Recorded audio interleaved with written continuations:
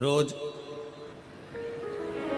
शंकर के मंदिर में प्रतिदिन जाने वाले को और एक और चीज अपने स्मरण में रहे, अगर शिव के मंदिर नहीं जा सकते तो अपने घर में जो शिवलिंग है उस पर जल चढ़ाओ।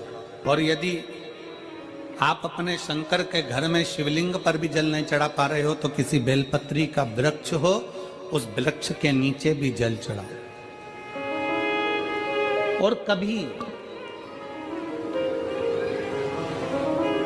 कभी मौका मिल जाए, कभी भगवान शंकर की बड़ी करुणा हो जाए, भगवान शंकर की बड़ी उदारता हो जाए, भगवान शंकर की बड़ी कृपा हो जाए, बड़ी कृपा हो जाए,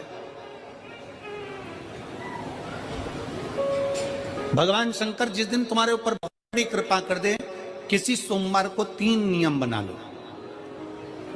जिस दिन मेरा भोले बाबा तुम पर कृपा कर दे उस दिन सोमवार का एक नियम बनाओ कि महीने का एक सोमवार मुझे ऐसा करना है, 3 नियम धारण करना है महीने के सोमवार को।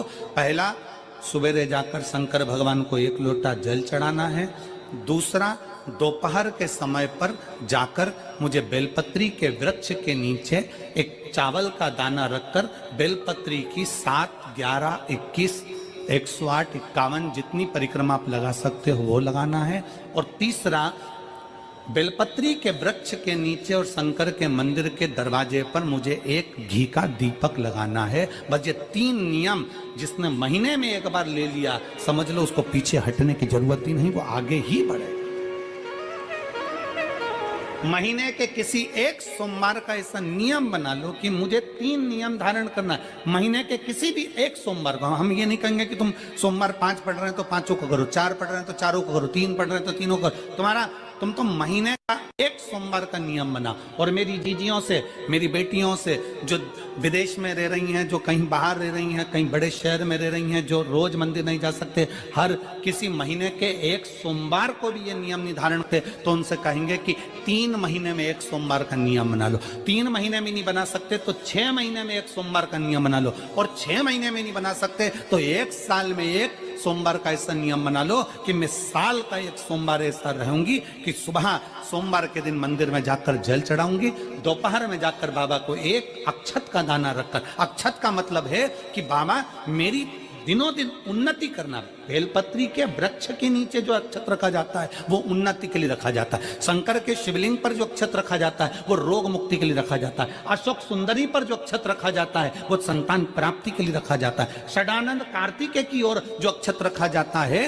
वो हमारे बच्चों की सुख समृद्धि के लिए रखा जाता है। विनायक की ओर, गणेश जी की ओर जो अक्षत रखा जाता है वो हमारे घर में कोई मंगल कार्य आ जाए उसके लिए रखा जाता है। और जो पीठिका होती है जिसपे शिवलिंग रखा होता है, पार्वती जी का हस्तकमल, उस पर अक्षत रखा जाता है तो नारी के अखंड सौभाग्य के लिए रखा जाता है। अक्षत रखने का भी तरीका है। एक चावल का दाना कहाँ रखा जाता है, क्यों रखा जाता है, कैसे रखा। अब कई लोग कहते हैं गुरुजी ये शिव महापुराण में आप ये नियम बताते हो, तरीका बताते हो। हम तो उनसे कहेंगे डॉक्टर के पास जाओगे तो डॉक्टर भी गोली लिखकर ये नहीं कह देगा कि ये सारी गोली एक साथ खा जा।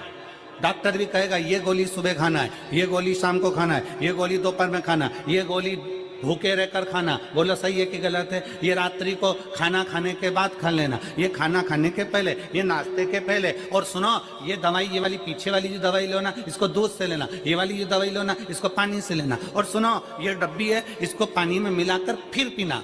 दवाई लेने का भी तरीका है, उसी तरह शिव महापुराण में एक एक अक्षत का भी तरीका है और एक एक बेलपत्री का भी तरीका है।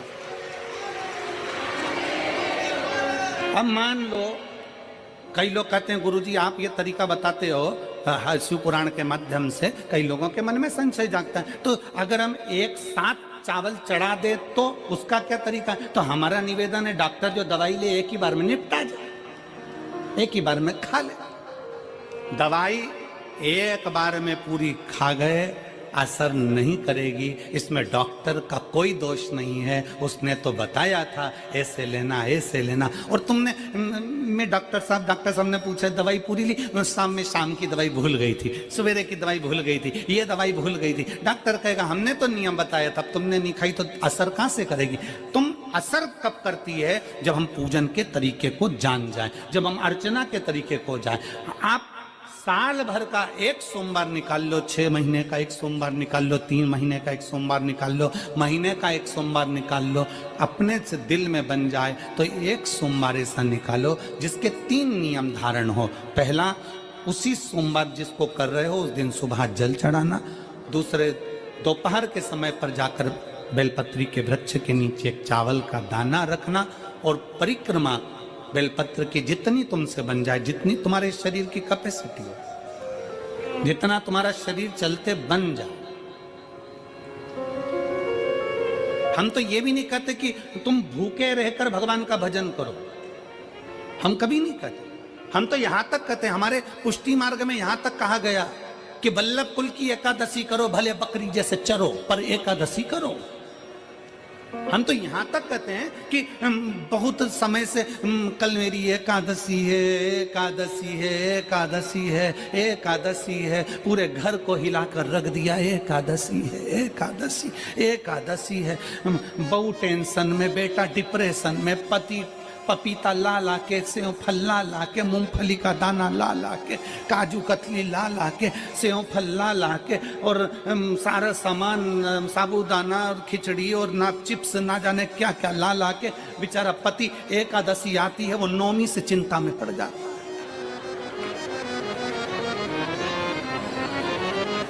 हम तो ये भी नहीं कहते कि तुम व्रत बहुत भारी करो, तुम व्रत उपास भी बहुत टेंशन वाला करो, ना ना ना।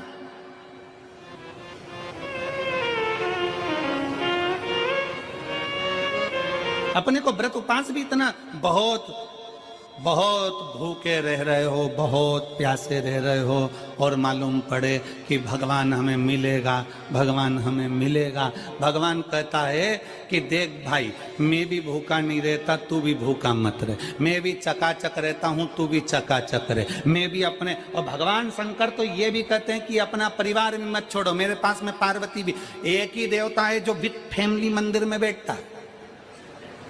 शंकर जी हैं तो पार्वती जी है, तो गणेश जी हैं, तो कार्तिकेय जी हैं, तो नंदी है, सब मंदिर के अंदर चाहिए। शंकर भगवान अपने पूरे परिवार के साथ। शंकर जी तो ये कहते हैं अकेले तुम क्यों रहते हो। शिव जी की एक बात अपने ध्यान में रखना, कितनी सुंदर बात है शंकर भगवान की, बहुत ध्यान में रखिएगा। आप जौहरी नहीं हो, हीरे को नहीं परख सकते। हम भी जौहरी नहीं है, हम हीरा को नहीं समझ सकते। पर भगवान शंकर ने पृथ्वी पर जिसको जन्म दिया उसको जौहरी बनाकर पैदा किया है, उसको जौहरी बनाकर भेजा है कि आप भले हीरा को न समझो चलेगा, पर अपने नजदीक में कोई दुखी है तो उसकी पीड़ा को जरूर समझना। भगवान शंकर कहते हैं उसकी पीड़ा का स्मरण।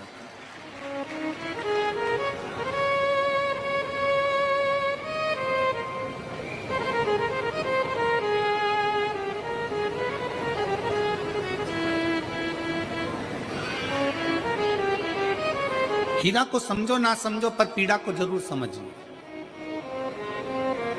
किसी के दर्द को जरूर समझिए, किसी के दुख को जरूर समझिए, किसी की तकलीफों को जरूर समझिए। पशुपतिनाथ का व्रत करते हो आप, 16 सोमवार का व्रत करते हो आप, संकट सोमवार का व्रत करते हो आप, शिवरात्रि का व्रत करते हो, सोमवार की अष्टमी का व्रत करते हो।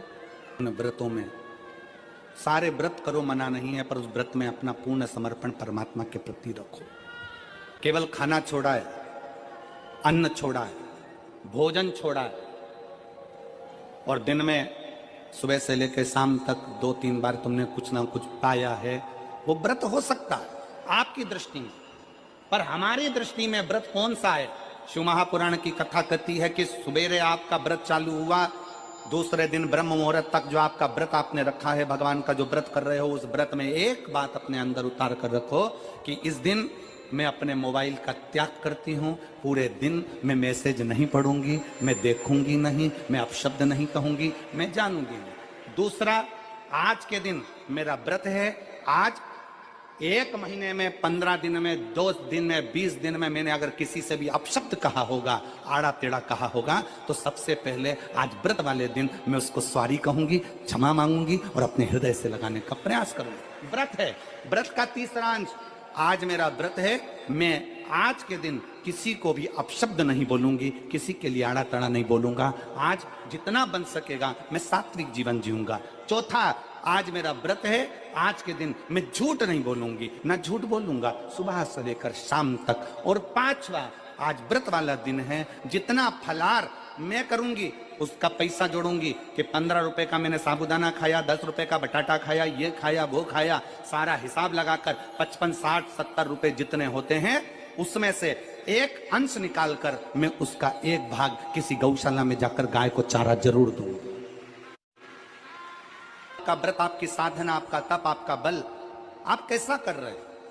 केवल भूखे रहने पर भगवत पद की प्राप्ति नहीं होती। शिव महापुराण की कथा कहती है कि भूखे रहने से भगवान की प्राप्ति नहीं होती। शिव पुराण की कथा कहती है भगवान को पाने की भूख बढ़ाने से भगवान की प्राप्ति होती है। भीतर से परमात्मा को पाने की भूख बढ़ाइए, भगवान को पाने की भूख बढ़ाओ भीतर से।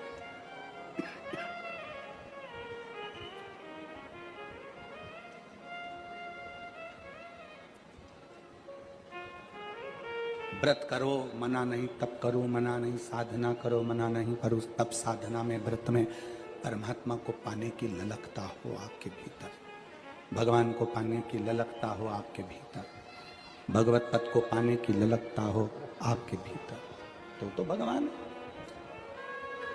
महापुराण की कथा एक बड़ी सुंदर बात कहती है, व्रत आप करते हो, उपास आप करते हो, नियम आप लेते हो, पूरा किसको करना पड़ता है? तुम्हें नहीं। व्रत आप करते हो, उपास आप करते हो, नियम आप लेते हो और पूरा देवाधिदेव करते हैं, भगवान शंकर करते हैं। बस इतना जरूर याद रखें कि जैसे कुछ प्राप्त हो भी गया तो शिव को धन्यवाद देकर शंकर के दरवाजे पर जाते रहना, यह हमारा कर्तव्य है।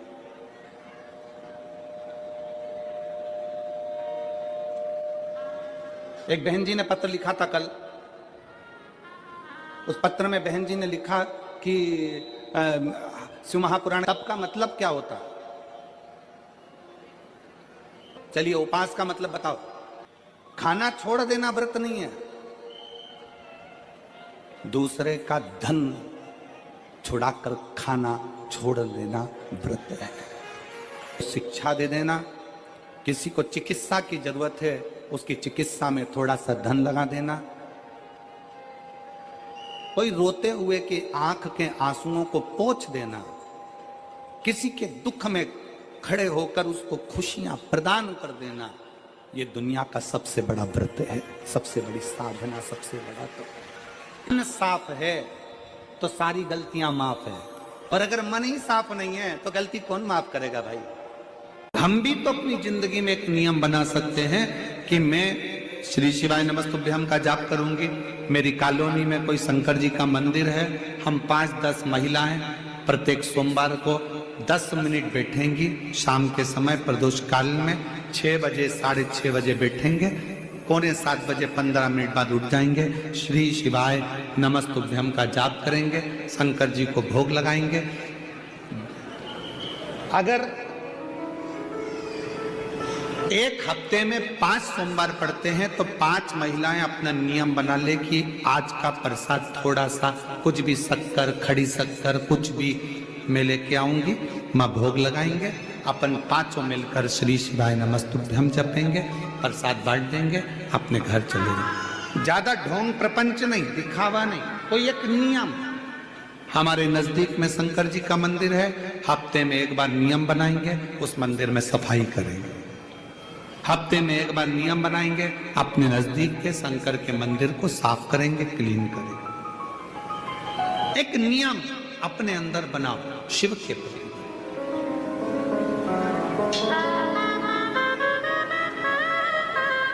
अपने भीतर जब हम नियम बना लेते हैं कि श्री शिवाय नमस्तुभ्यम जपना है, शिव को एक लोटा जल चढ़ाना है, शंकर की आराधना करना है, तो शिव हमारे लिए भी कोई ना कोई नियम जरूर बनाते हैं और हमारा कल्याण जरूर करते हैं। एक नियम बना, इस कथा को सुना, तुम्हारे पति को फल प्राप्त हो।